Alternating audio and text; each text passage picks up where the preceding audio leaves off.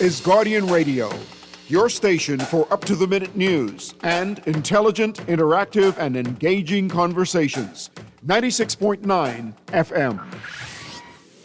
The views and opinions of the hosts and guests are their own and do not necessarily reflect the views of the management and staff of Guardian Radio. With early detection comes early prevention. Put lead in your pencil, make you feel like a champion. Rise up again, let nothing keep you down. Live your best. Hear the urologist speak. Oh yeah.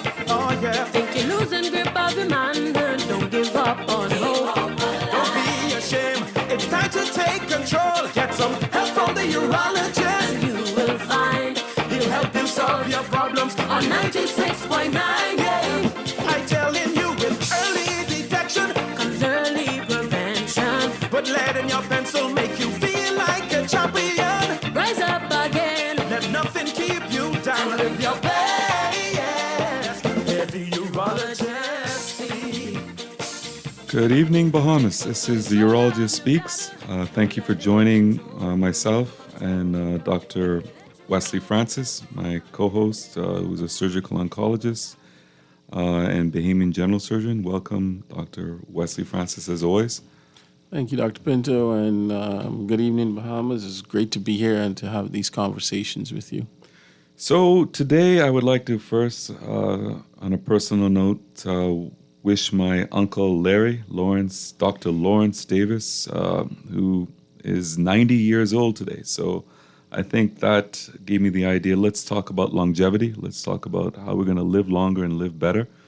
And just a shout out to my uncle Larry, who's my favorite uncle, by the way, who in days where persons who have are a darker hue weren't getting PhDs in nuclear physics. So he is a pioneer in the education field. He's one of the original Valley Boys. He's one of the longest standing Rotarian in the Bahamas. He's done a lot for the community, a lot for the sports community, a lot for Bahamas Olympics, Bahamas basketball, etc.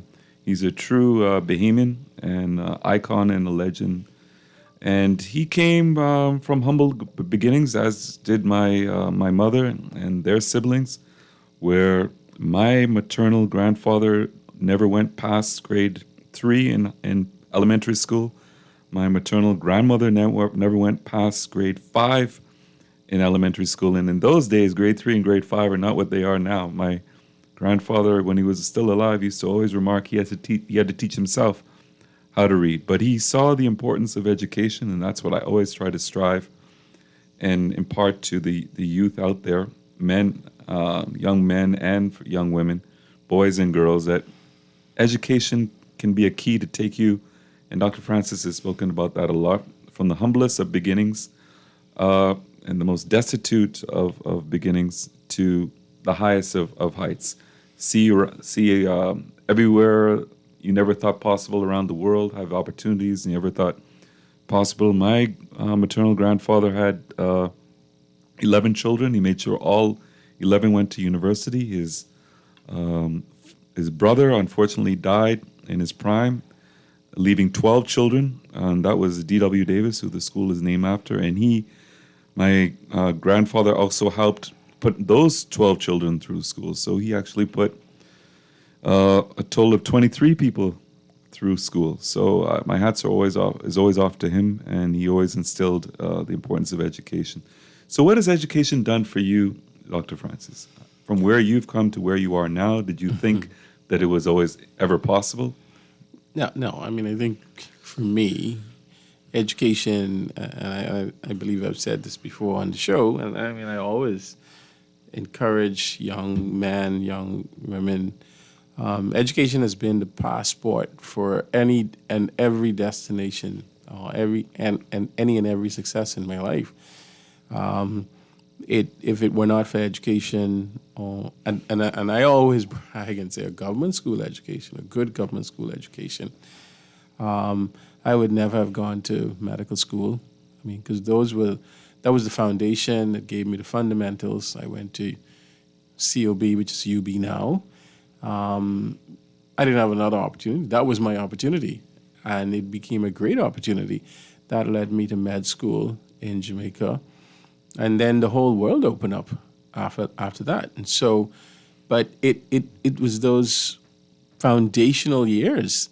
Ridgeland Primary, S.C. McPherson, Government High. The teachers that poured into me. Your father is one of the teachers that really poured into me and saw potential and, allowed me to seize the opportunities. And, just to be able to excel. And I always say, I became a competitor in education or in learning. And even to this day, I'm still a lifelong learner. I'm still now doing courses in something. But you have to be a lifelong learner, and I think you have to be very curious. I think curiosity is what allows you to pursue excellence. And in doing so, it opens up doors. And the fundamental education, that primary school education, that education you get at home, the primary school education, the education you get in the community, all of that is kind of what is the secret sauce that's baked into what you eventually become. And we always talk about the future, the next generation being better than the one presently and even better than the one previously. We don't talk enough about generational wealth. There'll be persons and families that are successful, and then one generation later, 2 generations later, all of that is gone. Part of generational wealth is actually instilling the values of the importance of education. Absolutely. Education is wealth. Knowledge is wealth.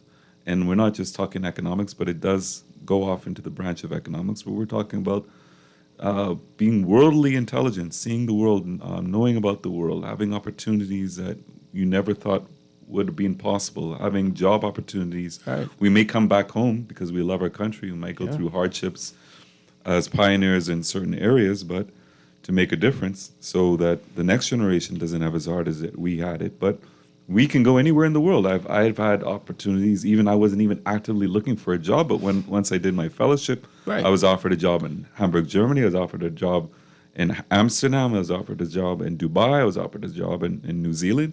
If I really put myself on the market, I probably could have gotten a job almost anywhere. Right. And it's about being credentialed, right? I always say to the residents who I've been charged to oversee their career or their education, their surgical education, that credentials matter. Okay? Credentials matter because credentials, which is really a product of the education that you would have gotten throughout the years, it opens doors for you. And people can't take away credentials. And something that is very fundamental important, and we've spoken about this in the past, it's not as important as to where you go to do your first degree. It's more important where you do your last degree, your MBA, your graduate degree, your getting your PhD, getting your medical degree. So if you can go to a good college that is well rated, you don't have to go to Ivy League school. You don't have to put yourself $80,000 in debt every month. Yes, listen, UB is free. Exactly. Yeah, you can excel at UB. That's the greatest opportunity And anyone can get. And then you can go off and see the world as a graduate student. As a graduate from there. You don't have to go to get into Harvard, and by the time you finish Harvard, you're $340,000 in debt, and you're no greater likelihood of getting into a good graduate program than someone who went to a good college and got the same A's and B's. Absolutely, and I think sometimes we take what we have for granted. Some students who are actually even less fortunate may choose to go and to schools that are no-name schools in the U.S. over UB, which can give them the same fundamental education to allow them to then access these Ivy League postgraduate universities. And UB, this COB for me, gave me some fundamentals. And so we encourage all the young people out there, if you have an opportunity to go somewhere and it's funded and whatever, that's great. But if you don't have to. You can use what you have. And what we have is actually good. And there's so many scholarships available. Oh, yeah. Innumerable scholarships available. If you excel and you do well and you even top it off with some community service and you're shown to be charitable with a good character, the world is your oyster. There is no limitations. From my past, I got a Life for Key Foundation scholarship. Yeah, I had one of those too. I got a scholarship from Borco out of Grand Bahama, and I never had to pay for my first degree. I never had to pay. Then for the government, I didn't have to pay for my medical school. I didn't have to pay for my postgraduate studies in general surgery, then urology, and then doing a fellowship. I never had to pay a cent. And the thing about it is that a lot of people who go to medical school end up in some serious debt, right? Yes. Especially in the U.S. We're fortunate. We didn't have to go that route. Like you, I had Life for Key scholarship. I'm a proud Life for Key scholar. I had City Market. Oh yes, I got City Market. I also got City right. Market. I also City got Market City scholarship. Yes. But these were all available to us, and it paid off. It helped us well. We didn't leave medical school with any great debt, and then we came and we worked in the government services, and then went off, and became specialists in an area. And we became credentialed in a certain area. And nobody can take that away from you. And you just grow from there, right? I mean, my brother went to a university in Pennsylvania. It's not a big name school, but it's an accredited good school, above average in terms of ratings of universities and colleges across the United States. And then he went off and actually did internship. He did gastroenterology at Columbia University, which is the seventh ranked medical school in the world, not just in the United States, in the world. My sister took a different road. She went to Harvard, went from St. Andrews to Harvard. She excelled at Harvard, got 2 degrees, including economics, summa cum laude. She went on to graduate from Yale Law School, top of her class. I don't know of any other Bahamian who's graduated top of Yale Law School class. I remember when I went to, being so proud, going to her graduation, and she was walking hand in hand and side by side by Bill Cosby. Now, looking back at it now, but Bill Cosby was getting a PhD from Yale Law School, and she was having the college flag, holding the college flag and the Bahamian flag in her hand. So you can do great things from this small little 21 by 7 island. You can do with the resources that we have. Amazing things. I always say that there are sufficient resources to allow you, if you take the opportunity, to do well. We were talking about longevity, right? And you mentioned your uncle, and it's a theme of this show to really talk about lifestyles. And I don't know if there's a concentrated areas out there where we have people who actually live long. It's called blue zones. Yes. People talk about blue zones, right? And what's unique about the blue zones is that these people, they live forever, right? And it's based on certain principles characterized by diet rich in plants, consistent physical activity, strong social connections, low stress lifestyle, and a sense of purpose. And if you think about all of those, right? I mean, we talk about those on a regular basis on this show. Stress, how stress can actually shorten your life, right? How physical activity and constant movement, right? Not a sedentary lifestyle. And all of these things actually lead to longevity. And then diet, of course, right? If you consume the proper diet, and we have a lot of issues around diet, but if you make the proper food choices, maintain an adequate weight, avoid certain animal fats and all of that, you can see how all of this coming together, and this is what is characteristic of these blue zone areas, right? and they live into almost 100 and even more. And when you think about it, if you look at it, we interact with patients all the time. This is characteristics of the patients who are on the island. Okay? Yes. They're constantly physical activity. They more plant-based too, right? And if they are eating animals, it's stuff that they grow, it's organic. They live off the land. They live off the land. Land and the sea. Right? And they walk everywhere. They walk everywhere. They do have a sense of purpose, okay? Because, culture is really important in passing on in the islands. More of a sense of community. A sense of community, family, right? and more sense of pride in our country. And they live long. And you see them and they're healthy.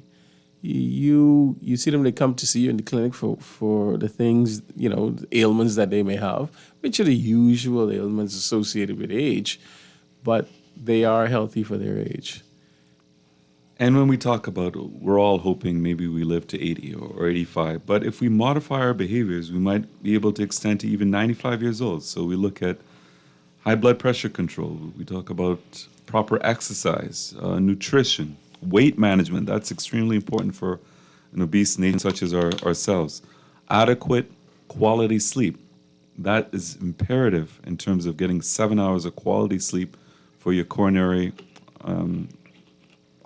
heart health, cardiovascular health. But when we talk about longevity, we always talk about what are the main killers.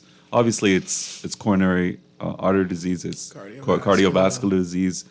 The vast majority are going to die of a heart attack or a stroke. But when we look at the advent in the last several decades of interventional cardiology in terms of angioplasty, in terms of stenting, a lot of persons that would have died at 65 are now going to live to 90 because of that. So medicine is advancing in the form of cardiology. But when we look at our nation and many nations, we don't talk enough about really what is the highest risk of death for a person in the Bahamas, for an adult in the Bahamas. It's not heart disease. It's not hypertension. It's not chronic cigarette smoking. It's not cancer. It's not one of the innumerable cancers that are plaguing our land. It's actually end-stage renal disease. The average person in this country lives 2 to 5 years once they're on renal dialysis. And there's so many reasons for them getting on the renal dialysis. And we always speak about it doesn't happen in one day. Right. It doesn't happen 1 month. It doesn't even happen usually in 1 year. The number one risk factor and one of the number one causes of end-stage renal disease is uncontrolled blood pressure. And that is a silent killer, and everybody's heard it. The silent killer of uncontrolled hypertension. Right. And the thing about it is that you can hypertension, if you have it, essential hypertension, it can be controlled. It's easily controlled. All you have to do is monitor it. and there are medications out there. And not only that, certain lifestyle modifications may even lead to reduction in your blood pressure. Certainly exercise, certainly maintaining a healthy weight, avoiding the salt in your diet. All of these things can actually reduce your blood pressure. But the thing about it is that you don't feel it initially. And so we discount it. I always talking about people discounting things. And because we don't feel it. It's not a pain. It doesn't hurt. And when it does hurt, it's too late. It's too late because your kidneys are gone by that time. Your eyes are gone by that time because you can't, and then you also have, heart disease associated with also because it is something, but it's so easy to control. I mean, we always talk about, obviously, the heart and how sensitive it is to uncontrolled blood pressure, or the brain in terms of the changes that you have over time with uncontrolled blood pressure. But we look at the kidney. The kidney is very sensitive to high blood pressure. With every pump of your heart, for both of your kidneys, collecting on average 20 to 25% of that blood pumped out. And that's how sensitive the kidneys are to being destroyed when you have sustained uncontrolled blood pressure. If you think about it too also, Dr. Pinto, is that we have two kidneys. And the good Lord gave us redundancies with his kidneys, right? And you can imagine that you take away all of your reserves essentially over this period of time, and because we have a lot of renal function in terms of reserve, but it's so sensitive to blood pressure.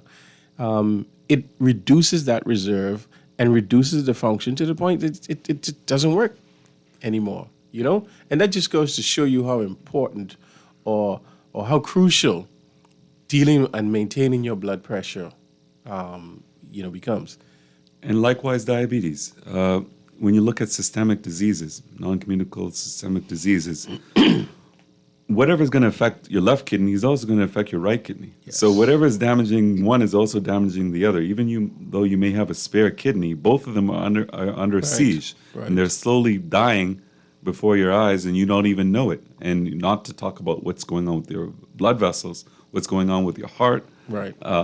What's going on with your male member. Your erections are the first thing that is going to fail, and then we need to look at how do we monitor our renal function. And there's too much, and even our physicians are guilty of this, just relying on creatinine.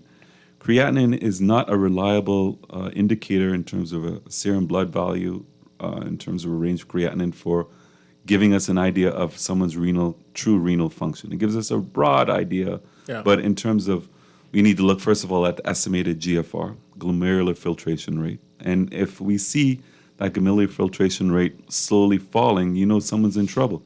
Even if your glomerular filtration rate and your kidneys are functioning at, let's say, 70% or 65%, if you're 58 years old and you may live to 88 years old, by the time you're 84, your kidney function may be at only 15%, and you may be on dialysis for the last 5 years of your life. So we need to use estimated GFR. In fact, in the last decade or more, we don't even really look at creatinine. We look at something called cystatin C, which is a protein produced by all the nucleated cells at a relatively constant rate. So unlike creatinine, the cystatin C's production is not influenced by a person's muscle mass, which is very important, particularly when we're looking at kidney function of elderly persons where the muscle mass may be very atypical. Particularly as someone gets older, they start to lose muscle mass.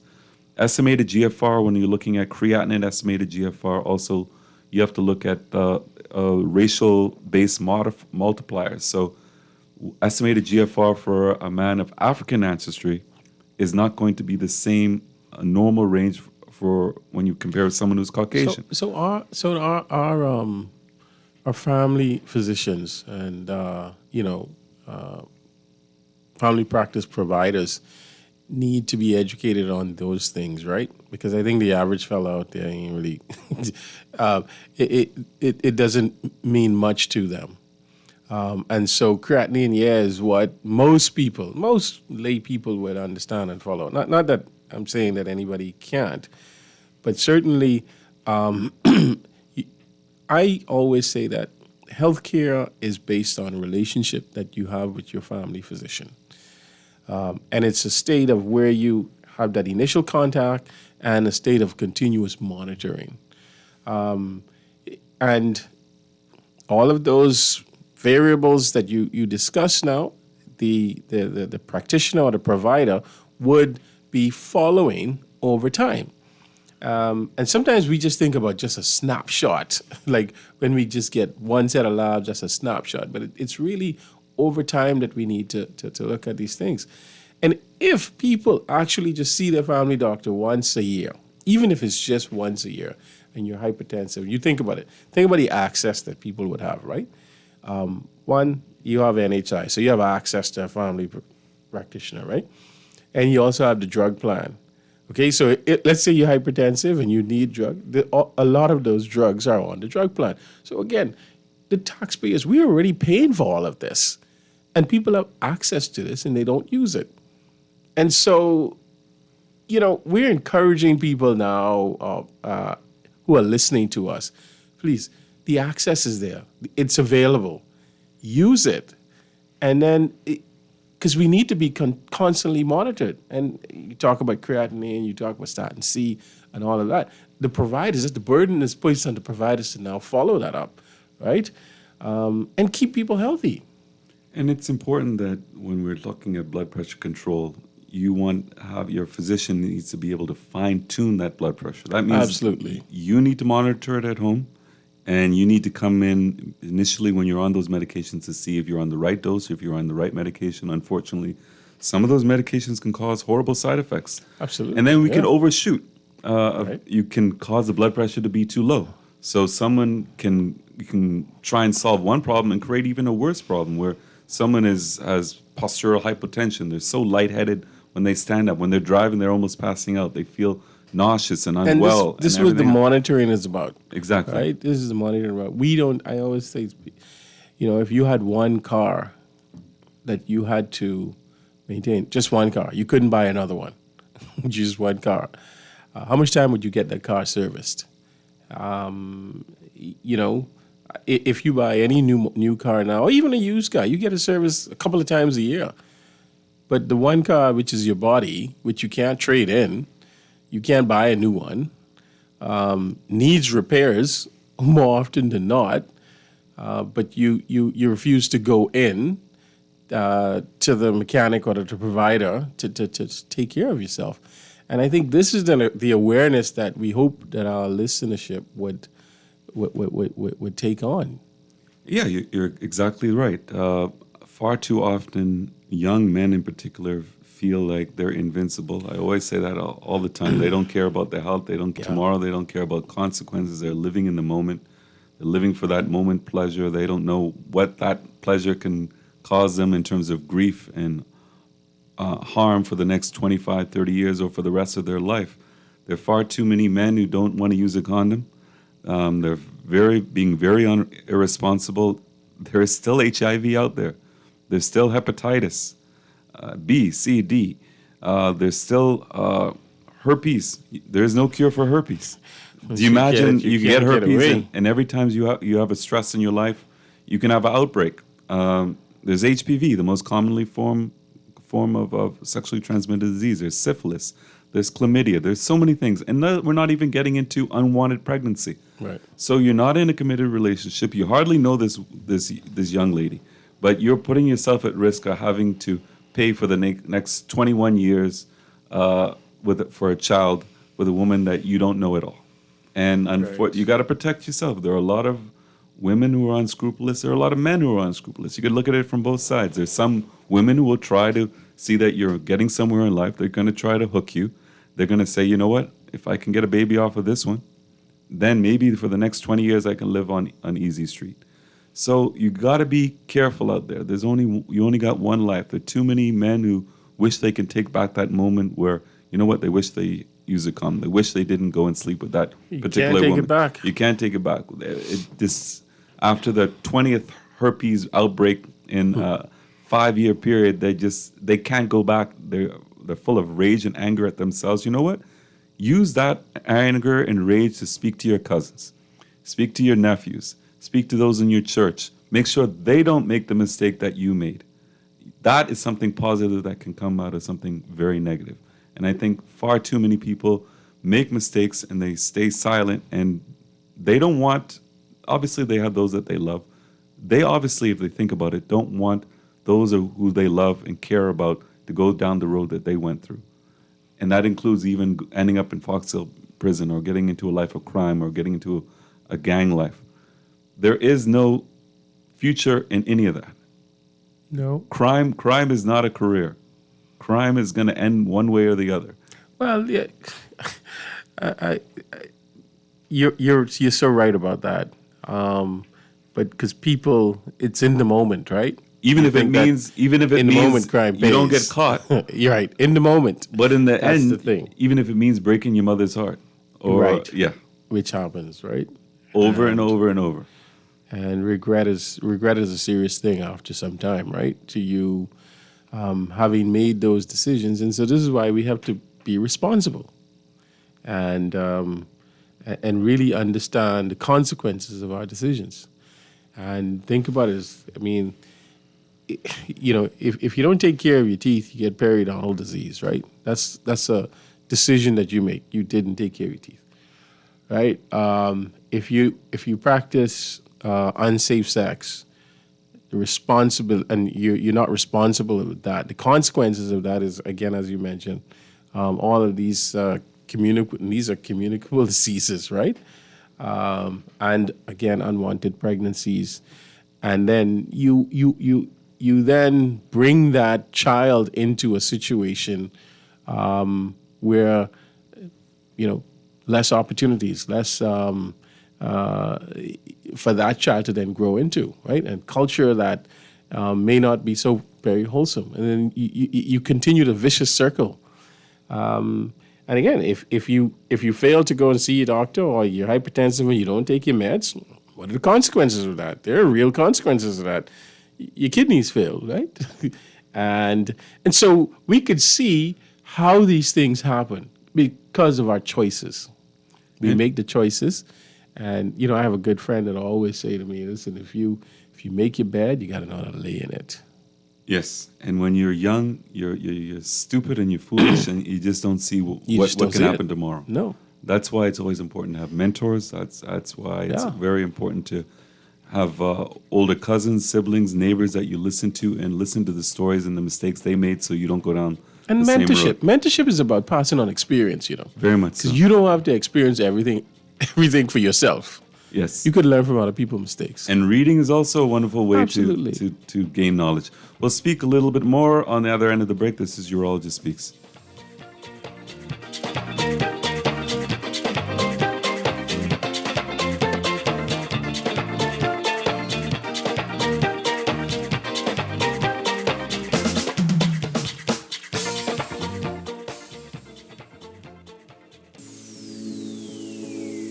Nothing beats a Chickchani challenge. On September 27th, we're bringing the action, a 5K course packed with 20 thrilling obstacles. Start and finish at Fusion Superplex with energy, fun and excitement all around. First time? No problem. Try the Chickchani Lite version, built just for beginners. Got kids? Ages 3 to 7 can take on their very own Chickchani Kids Challenge. And this year, we're turning 10. So grab your team, mark your calendar, and come celebrate with us. Visit chickchanichallenge.com to sign up today. Thanks to our sponsors Fusion Superplex, Guardian Radio 96.9, Kalina, RBC, Advantage Insurance, Party Pilots Rentals and Events, Fincastle Media Group, Powerade, Click, and Art of Graphics. Always on the go? Missed the show? You can now listen to Guardian Radio talk shows anytime, anywhere on Spotify and YouTube by searching Guardian Radio 96.9 FM or by entering the name of your favorite show. You can also listen by logging on to GuardianTalkRadio.com and clicking on the podcast tab. Guardian Radio, continuing to provide you with fresh news and smart talk anywhere, anytime, all day. You try to rest, but roll with the best. For all your printing needs, there ain't no one better, no. For posters and binders, magazines and flyers, for window decals, greeting cards and newsletters. No job too big and there's no job too small. You name it, we can print it, just give us a call. Let Print Masters bring your masterpiece to life. Located in the Nassau Guardian Building, telephone 302-2361. Love the show? Want to give your support? Become a sponsor today. Call 302-2300 for our rates and packages. That's 302-2300. Become a sponsor on Guardian Radio 96.9 FM. Fresh news, smart talk, all day. This is Guardian Radio 96.9 FM. Fresh news, smart talk, all day.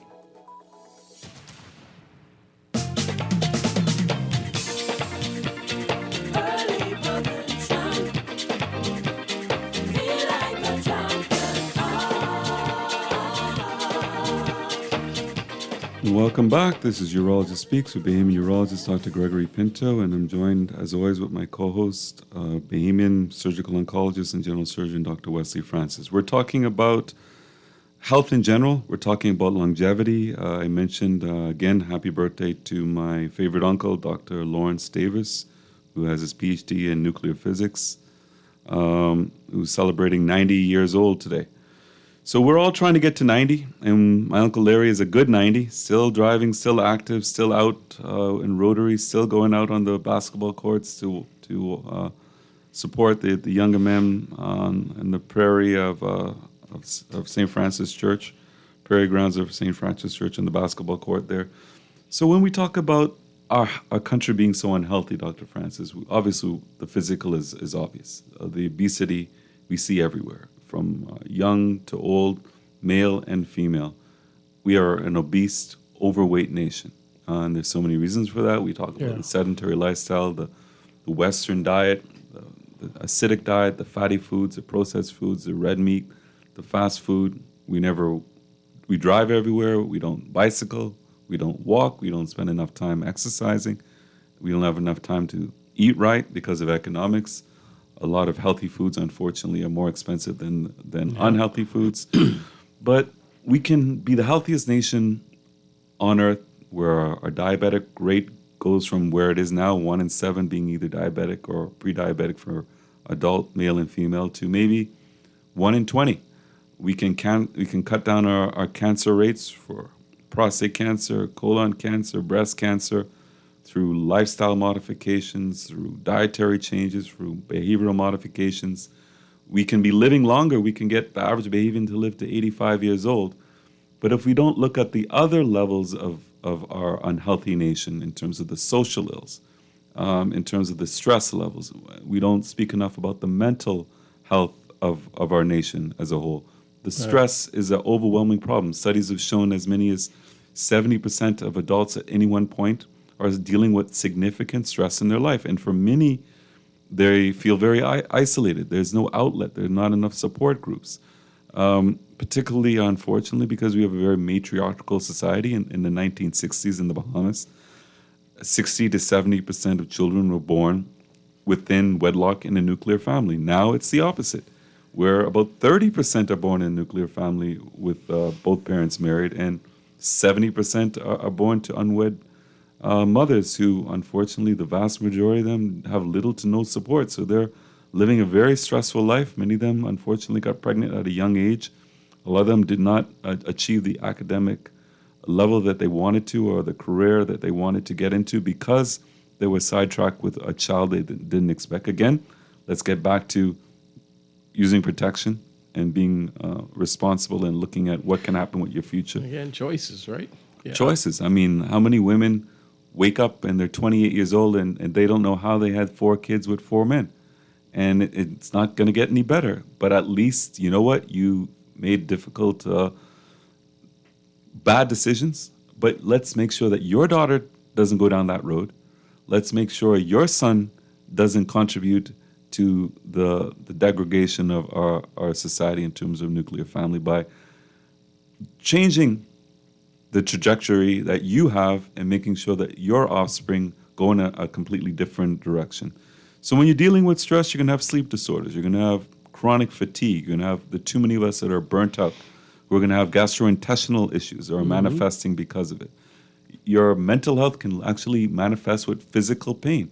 It can be so painful you don't want to get out of bed because you just have nothing to live for, nothing to enjoy in your life. There's an inability because of technology to disconnect from a society that's controlled and dictated by technology. The average adult looks at their cell phone over 2,000 times a day. There's so many screen time. You look at the screen time, right? So many of us would be absolutely lost if you have a survey and say, what one thing can you not do without in your life? Most persons are going to say their cell phone. Yeah, they'll be completely lost. Which is a myth. It is. It's a huge myth because we don't need all of that connectivity on that level, right? We need more wholesome connectivity, right? Where we have strong social bonds with real people, not on social media. You know what I mean? So I mean, in 1950s, 1960s, we might not even have had a rotary phone, but we had a sense of community. We could talk to people. Children were raised by your neighbors and by the family. Everybody was an extended family. Everybody looked out for one another. Everybody wanted the best for each other. But that is gone for the vast majority because of crime, because of distrust. A lot of us, we go home, we don't even know our neighbors, we batten down our houses at night, and we live in isolation. And we're too fractured as a society because of that. And we need to change that.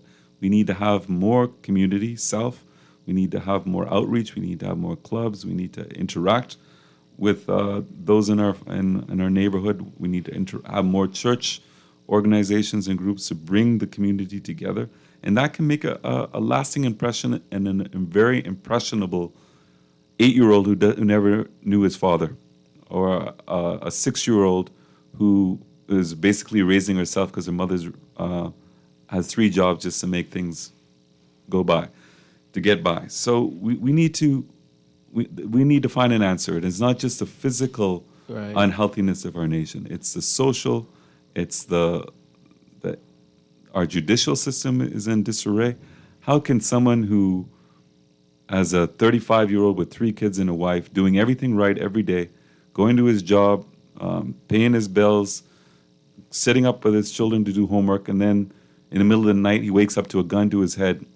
They tie up his family. They rob his kids. His kids are gone through psychological trauma, having nightmares. Their school enrollment falls because they don't want to go to school. They're afraid to leave the house. And then you want to know why he's stressed, even 2 years later, why 3 years later.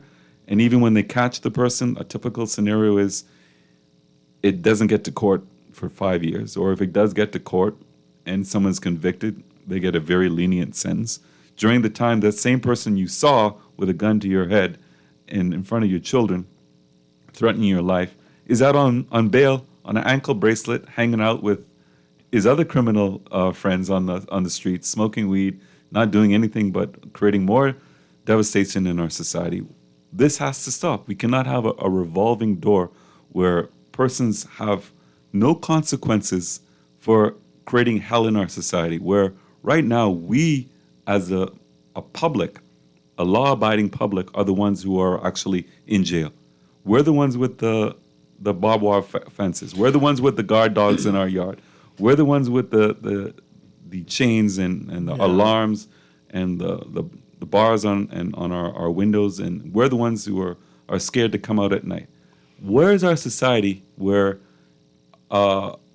elderly woman is afraid to put clothes on her line because she's going to be attacked or the clothes are going to be stolen? You know, it all. I always say, man, it's individual responsibilities, right? Communities. A community is just people. Community is people, right? And people that get together that form a community. And as an individual, each of us has his own responsibility.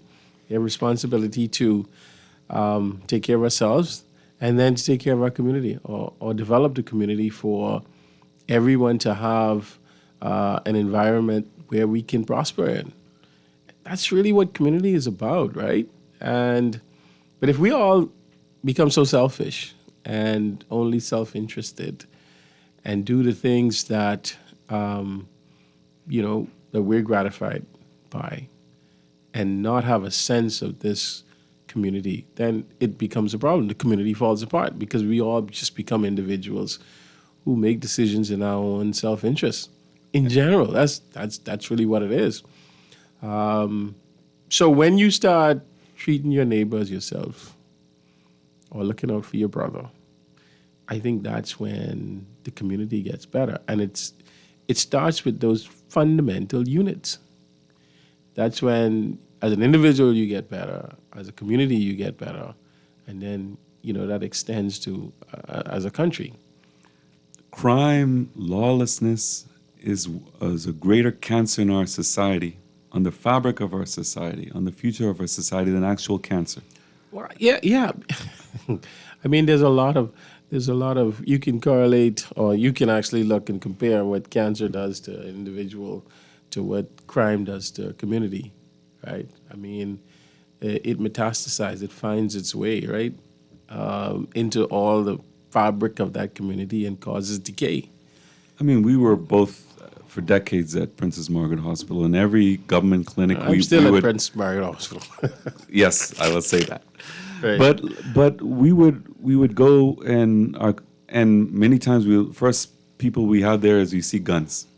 So we realize where our society has come, where we have people with automatic weapons from the prison, 5 guys with automatic weapons. There's a prisoner with chains on his wrists, chains on his ankles, shuffling away around, coming, and because we want to get them out, and they're making all the nurses feel uncomfortable. They're making all the patients in the waiting room feel uncomfortable. Many of them are malingering, saying whatever, making up symptoms just to have a reprieve and get out of the prison for a little while. But you can think about the cost. So you have 5 good men being paid to watch one horrible man. One guy. How much does it cost to jail somebody versus actually allowing that person to have a scholarship, or allowing that person to have an education, allowing that person to maybe, instead of struggling to work while they're in school, giving them 3 wholesome meals a day? If we put more money into positivity, we can curtail persons going down the road to crime. How much does it cost our society to actually get justice as well? There's a significant cost to all of that, right? A murder trial, how much does that cost the government? It's a huge amount. I'm pretty sure. But this is how societies deteriorate. But I keep saying it. I always try to put a positive light out there. There's a lot of hope still in our communities, right? There's some good people. We still have some very good Bahamians out there looking out for their neighbor, who's trying to and wanting to grow their community, and proud of their culture, and proud of the people that come out of their local communities and what they do. And we got to continue to try to foster that. Unfortunately, all of these problems, people are going to choose a crime, and yes, we have to punish them. We have to take them out of the regular society, and so that means we need to have prisons, and we got to keep them in there, right? Because those are bad people, and right? Eventually they're going to get out. Well, yeah, because they're not going to lawfully get a job. The thing about going to prison is that you hope that you could rehab somebody, right? And that's the whole idea. It's just not to lock them away, but to hopefully try to rehabilitate them. And they've changed the name because, and that's the thing, right? You just can't lock somebody. Well, it depends on the level of the crime. Maybe you just get rid of them completely, right? But crime is just a function of poor choices, right? And to rehabilitate somebody, you got to make them aware of how poor the choices were and the consequences of such. And then in that, if they get some insight, then you could correct and change their lives. There are many people who went to prison and who came out of prison rehabilitated, not always through an intensive program, which is welcomed and encouraged, but because they realize that, listen, this is not a good life to live, and I can do better on the outside when I do come out. And then when people do come out, obviously you need to find a way to integrate them back into the society so that they don't feel like, that one problem that they had damns them for the rest of their life. Because it's recidivism, right? They just go right back into the whole thing, right? So there's a lot of social programs, but I always say, right, education is important. Education is the bedrock of any society. And education is health. Health is wealth. and it goes in that way. That's the process that we have to do. And we have to continue to focus on education, focus on our young men and dealing with, mental issues, anger, conflict resolution. All, we can solve problems by maybe sitting down and having a discussion about it rather than, we don't throw bottle no more. We don't throw rock anymore. That's our days, right? People pull out a gun. And I don't know how come guns are so easily accessible, right? Well, I probably know why, but I mean, it's just crazy that it is. Right? And then even you'll read the papers, you go online, you'll see persons who are caught with guns caught with bullets, even in the commission of a crime, and they're have to pay a fine, or they get a very short sentence or a commuted sentence. I mean, there is no fear of being caught with a gun. There's no fear of pointing a gun at not just a typical Bahamian on the street, but the police. Yeah, it's all about incentive, right? If you change incentive, you change people's behavior. If I have a gun and I get caught with a gun, I obviously have a gun for a reason. I don't have a gun just to have it in my bar, have it on me, but this is something either for my protection or either I'm up to some mischief or whatever. That's why people have guns. And if you get caught with it and it is against the law, obviously, if there's some tough sanctions against you or penalties, then you think twice about that the next time. And also it sends a message to the other guy who has it, right? Oh, I don't want to go and have that same problem or the same consequence of it. So change incentive, you change people's behaviors. And that's, we have to start to think in that way and perhaps be choice architects. Help people make better choices. and if it is that you become choice architects, then you engineer programs to help people make better choices. And if all you're going to get, if you are caught, is a fine, and your whole business is based on criminality, provide you with money, you're going to go more into criminality to pay that fine or pay for your high-class lawyer to get you off on some technicality. There has to be consequences for immigrant smuggling. There has to be serious consequences for the smuggling of guns into our country and ammunition into our country, but there aren't. If you can charge somebody $10,000 to bring them in from Haiti, and if you get caught, all you're going to do is get a little bit of a fine. You have so many tens of thousands from this one, 10,000 for that one. The fine means nothing, absolutely nothing. And we need to change the way we look at combating crime. We need to be more preventative. I remember many years ago, I read a study done on the inmates, male inmates at Her Majesty's Fox Hill Prison, and they found almost 80% of inmates on remand or incarcerated were actually either physically abused or sexually abused as a child. So let's stop all the physical abuse that's out there in our society. Let's stop all the sexual abuse that's out there in our society. Why is it on the books where you can go and rape somebody and only get 7 years? You can go to your neighbor and be raping a 5-year-old for 5 years and you can get 7 years. Where's the value on our females in this society? All the lawmakers have mothers, they all have grandmothers, they all have wives, they all have daughters, they all have aunts. Why do they put so little value on a woman and their virtue? We as a society need to the most vulnerable of our society are our young girls. We need to protect our young girls. We need to protect our young boys. It's the environment that's going to shape them. We can turn their path from one direction to the next by protecting them, by having outlets for them to be protected. For too many of these women who go from one man to the next trying to get money, turning a blind eye to the fact that this boyfriend, quote unquote, is molesting their 11-year-old or their 14-year-old. They need to be incarcerated for a lengthy sentence as well. We need to discourage that grievous behavior. You're pimping out your own child. That's too common in our society, where you have a mother pimping out their own daughter for money.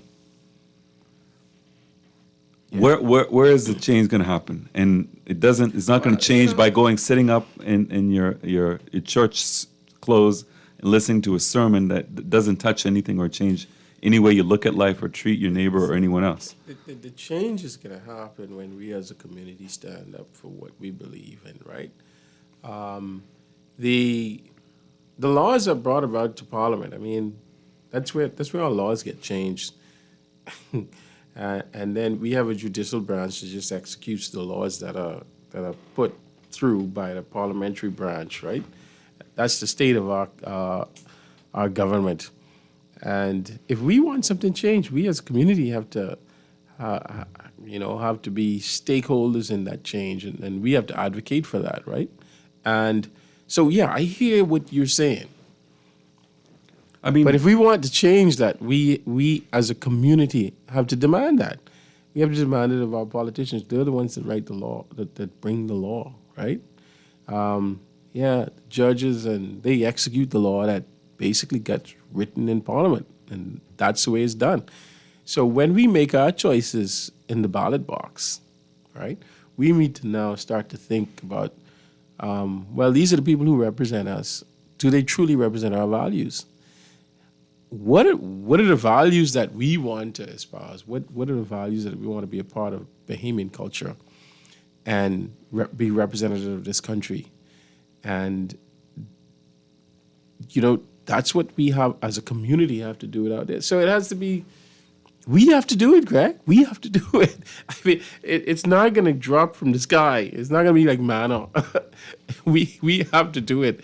And if we continue to sit and do nothing about it, then, and allow politicians to do whatever they feel like whenever they get it, and then every 5 years we decide we can change something, and we don't hold them accountable during the times that they are in there and let them know that this is what we want, then we'll continue on this road and we'll continue to slide.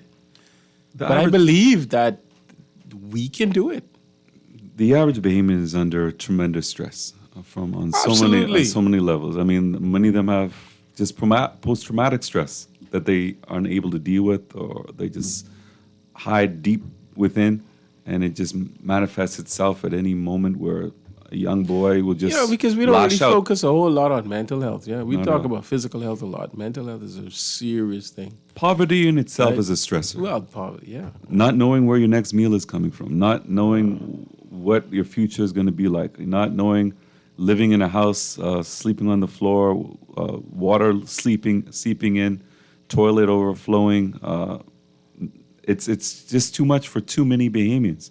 When you look at, there are two broad-based causative pathways that can link poverty and mental illness. The first is a social causation pathway, which, according to this pathway, persons who live in conditions of poverty have increased risk for mental illness, and that's doesn't have to be explained because they live with the constant stress of financial insecurity, food insecurity, housing insecurity.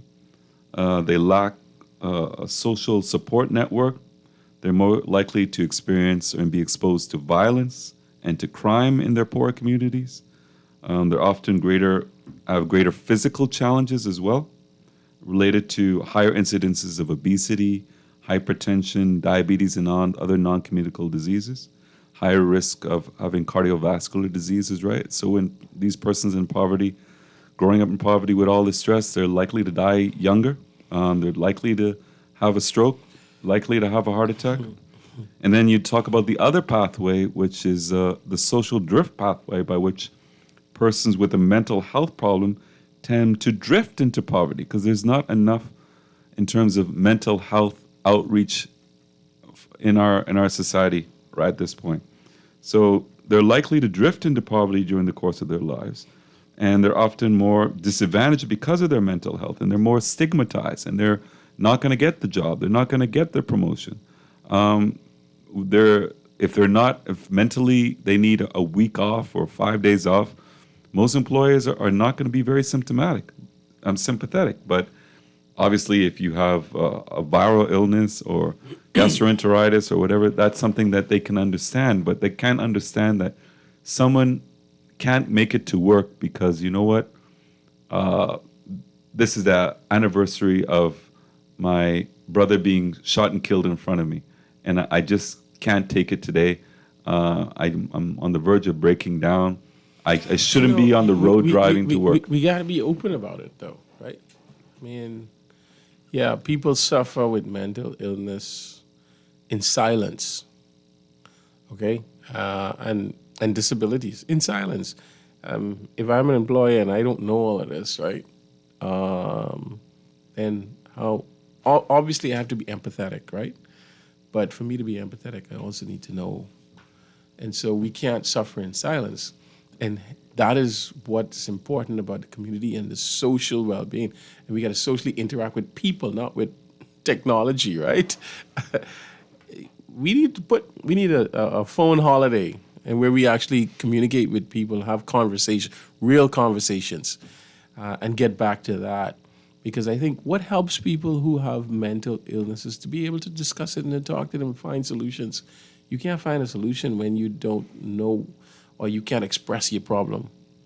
And there's a strong link between perpetual debt and depression in our society as well. That is a whole lot of topic, right? So, and that has a lot to do with personal choice.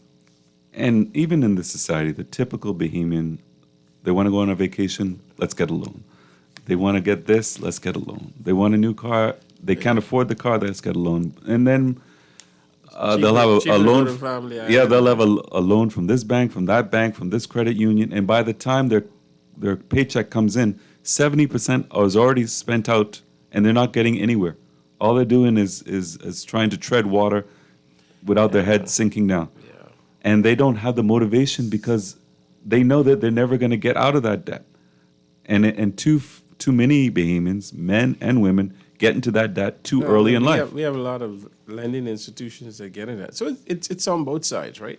Predatory lenders. lending. Predatory Yeah, lenders, so yes. let's blame them too. And using the credit card, the average credit card is 21, 23% interest. It's nothing free in life. All you're doing is creating more debt, and you'll never pay it off. No such thing as easy money. And when we look at the average Bahamian, what is the savings of an average Bahamian? Does the average Bahamian have $2,000 in the bank? No. It's rough. The average Bahamian lives month to month or bi-weekly. They can't go 1 month without work. So we're teetering on the edge. We're living on the razor's edge. And for the average person, maybe they're living like that when they're 29. They'll still be living like that when they're 69, even worse.